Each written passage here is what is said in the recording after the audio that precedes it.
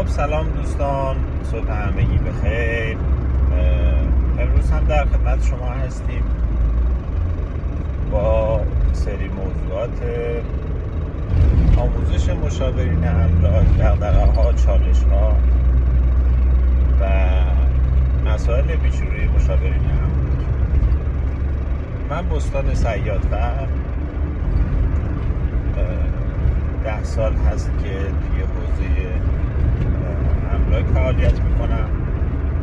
از رده های پایین این شغل، از کف کوچه و خیابان شروع کردم و یک دوره‌ای مدیریت در واقع حالا چیزی که باب هست بین مشاورین، مدیریت رنج یا سرپرستی رنج به مدت 5 سال به عهده داشتم و الان هم در خدمت شما هستیم در مجموعه املاک ارم شمرون که خودم راه اندازی کردم با اون سبک سیاقی که خودم تقریبا دوست داشتم. تلاش کردم که مواردی که این چند ساله، این 10 ساله آموختم رو اینجا پیاده کنم و سعی کردم که مشاورینی که وارد این مجموعه میشن بتونن به درآمد خیلی عالی برسن، موفقیت کسب کنن و رشد کنن. اون چیزی که خیلی توی این 10 سال و توی این 5-6 سال گذشته بیشتر کار من تداوم داشته، آگهی استخدام بوده که همیشه آگهی استخدام به تعداد خیلی زیاد داشتم و مشاورین زیادی و کارجوهای زیادی از کانال‌های مختلفی که آگهی زدم برای مصاحبه، برای استخدام تشریف آوردم و من ساعتها با اینا صحبت کردم. یه آمار حدود 3000 نفر رو خودم دارم حدوداً. این آمار شاید 10% خطا داشته باشه چون خیلی 100% اینا رو یادداشت نکردم، ولی توی 5-6 سال من با 3000 نفر کارجو که به شغل املاک هم مراجعه کردن صحبت کردم.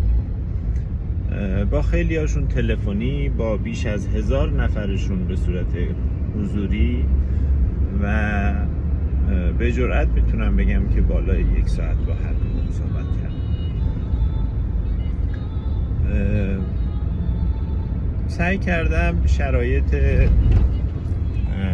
اشخاصی که مراجعه میکنن و یه توضیحاتی ازشون بگیرم و یه توضیحاتی هم راجع به کار میدم که این کار ساختارش به شکل هست و چه کارهایی باید انجام بدیم و چه انتظاری از خودمون و از این شغل باید داشته باشیم.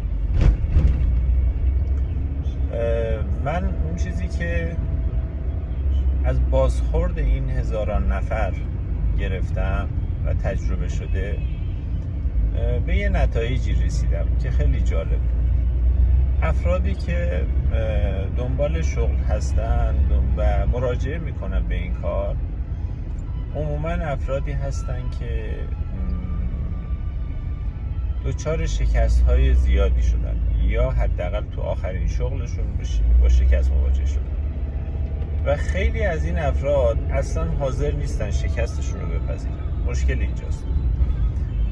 وقتی که من مطرح میکنم و خودم را میگم که من هم شکست خورده وارد این بازی شدم، وارد این بازار شدم، وارد این حوزه شدم، کم کم اونا شروع میکنن و به شکست‌های خودشون حداقل توی ذهنشون اذعان میکنن و اینو میپذیرن.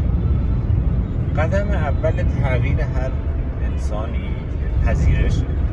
وقتی که ما بپذیریم که یه چیزی رو اشتباه داریم انجام میدیم، اشتباه کردیم، یه چیزی رو بلد نیستیم، حالا میتونیم یاد بگیریم، حالا میتونیم درست انجامش بدیم، حالا میتونیم دنبال راهکارهای بهتری بگردیم از اون یه روشی که یاد گرفتیم و سعی که فکر کردیم همون یه روش بهترین روش هست و سعی کردیم که همونو پیش بگیریم و 100 بار هم شکست بخوریم تو اون یه روش، باز هم میخوایم که یه جوری چون اون یه دونه رو ما یاد گرفتیم میخوایم که به کرسی بشونیم و این هی شکست های بیشتری رو برای ما به بار میاره و در نهایت ما رو مجبور میکنه که از این شغل بریم و این شکست ما رو نابود خواهد کرد.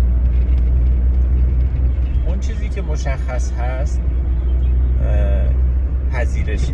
وقتی میپذیریم یه قدم توی زندگیمون یه قدم رو به جلو برداشتیم و من به این نتیجه رسیدم که خیلی از دوستان واقعا این پذیرش رو ندارن و خیلی از دوستان میان راجع به شغل‌های قبلی که از دستش دادن از موفقیت‌های اون شغلشون.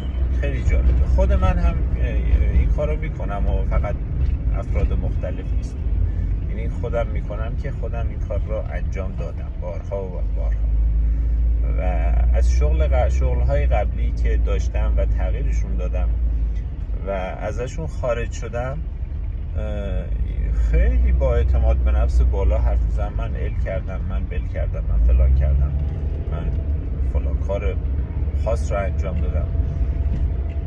ولی خب طبیعتاً اونا نقطه های موفقیت بوده که توی نمودار زمان ما در اوج قرار گرفت، ولی مجموع این نمودار اینقدر مشکلات داشته و اینقدر فرود داشته که اون فرازها دیگه دیده نمیشه و طبیعتاً همین فرودها ما رو از اون گردونه خارج کردیم و افراد زیادی بودن که همسنف ما بودن توی اون شغل بودن و ما اصلا اونا رو رقیب ما حساب نمی کردیم که هیچ، اصلا اونا رو توی بازار هم ردیف خودمون هم حساب نمی کردیم و فکر میکردیم اونا خیلی دارن ضعیف کار میکنن ولی هنوز در اون حوزه حضور دارن، موفقیت های بسیار زیادی رو کسب کردن، به دست آوردن و هنوز هم دارن ادامه میدن. همین که در اون حوزه موندن و مجموعهشون مجموعه بزرگتری شده، تیمشون تیم بزرگتری شده، موفقیت های اقتصادی بیشتری هم به دست آوردن، یعنی که خب از ما حداقل خیلی، شاید خیلی موفق نبوده باشن ولی از ما حداقل خیلی موفق تر. پس ما این داستانی که داریم میگیم و دائما ازش تعریف میکنیم که ما موفقیت های خیلی زیادی فلان کردیم، بسان کردیم، فلان کلاس ها رو رفتیم، فلان آموزش ها رو دیدیم. دوستانی میان راجع به گذشتهشون یه جوری حرف میزنن و یه جوری از تمام تجربیاتشون در شغل‌های خیلی مختلفی با افتخار حرف میزنن که فکر میکنی که ایشون الان میتونسته صاحب این املاک باشه یا جای ما باید عوض میشده، من باید اون بر میز مینشستم و از این آقا استخدام میگرفتم، من التماس کردم، خواهش کردم که تشریف بیارم و استخدام بشن و به ما کمک کنن. و من با این صحبت ها به هیچ عنوان منکر توانایی های افراد نیستم. اتفاقا بسیاری از این افراد واقعا آدم های توانمندی هستند، واقعا توانمندن و با همین کارها، با این کارهای مقطعی، تعداد کارهای زیاد از این شاخه با آن شاخه کردن، فقط وقت خودشون رو از دست دادن، فقط وقتشون رو از دست دادن و به موفقیت زیادی هم نرسیدن. این که ما برگردیم به گذشتمون و یه ارزیابی از خودمون داشته باشیم و این ارزیابی طبیعتاً در عملکرد پذیرفته شده است، یعنی بالاجبار پذیرفته شده است، ولی ما به زبان هم باید اینو بپذیریم که ما شکست خوردیم. ما در گذشته از کارهایی که کردیم شکست خوردیم و امروز قراره وارد یه شغل بشیم، وارد شغل مشاور املاک بشیم و در این حوزه تلاش کنیم و حداقلش اینه که یه کارهایی رو انجام بدیم که در گذشته نکردیم و یا کارهایی که کردیم در گذشته و باعث شکست ما شده اونا رو دیگه انجام ندیم. با آموزش ها پیش افرادی که موفقیت هایی رو به دست آوردن و چیزی رو برای یاد دادن به شما دارن بتونیم یه قدم رو به جلو تو زندگیمون برداشته باشیم.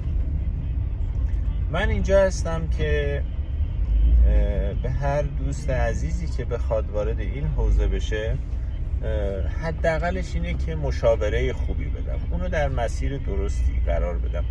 اینکه این مسیر درست چقدر به موفقیت برسه بیشترش به عملکرد افراد بستگی داره. آموزش ها تقریبا یکسانه، راهکارا تقریبا یکسانه، فقط یه تفاوت های توی تیپ شخصیتی افراد هست که هر کسی با شیوه خودش میتونه اون اصول اولیه این کار رو انجام بده و رعایت کنه و به موفقیت بیشتری دست پیدا کنه. این کلیت این موضوع هست. حالا این بحثی نیستش که من در 10 دقیقه بتونم برای شما تفسیر کنم یا یه راهکار خیلی قطعی به شما بدم، ولی این اطمینان رو داشته باشید که من میتونم به شما کمک کنم، به شمایی که دوست داری وارد این حوزه بشی یا وارد این حوزه شدی و اون موفقیتی که در ذهن داری رو هنوز به دست نیاوردی. شاد و پیروز سربلند باشید تا یه روز دیگه و یه ویدیو دیگه که با هم باشیم. خوشحال میشم مثل همیشه از نظرات شما، چه منفی چه مثبت، اصلا فرقی نمیکنه. کاملا نسبت به نظرات شما پذیرش دارم و مشروط بر این که این نظرات یه خورده بهش فکر شده باشه و دلایلی براش باشه. من با آغوش باز به نظرات شما، به انتقادات شما، به پیشنهادات شما گوش میدم و سعی میکنم پاسخی برای اون پیدا کنم. شاد و پیروز و سربلند باشید.